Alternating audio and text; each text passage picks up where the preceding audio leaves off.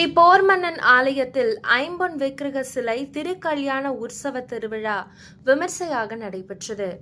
திருவண்ணாமலையை அடுத்த மங்கலத்தில் அமைந்துள்ள ஸ்ரீ போர்மன்னன் உடனாகிய ஸ்ரீ சங்கோதியம்மன் ஐம்பொன் விக்கிரக சிலை திருக்கல்யாண உற்சவ திருவிழா மூத்த வீட்டு கொத்து சார்பாக மிக விமர்சையாக நடைபெற்றது.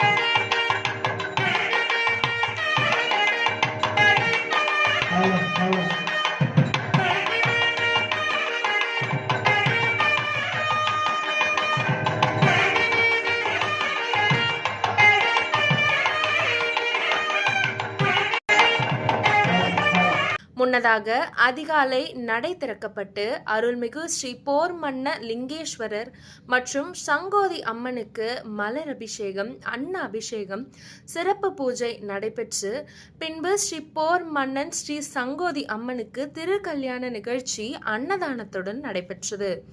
அதனைத் தொடர்ந்து ஸ்ரீ போர்மன்ன லிங்கேஸ்வரர் மற்றும் சங்கோதி அம்மன் சாமி ஊர்வலம் முக்கிய மாட வீதிகளில் ஊர்வலமாக நடைபெற்றது.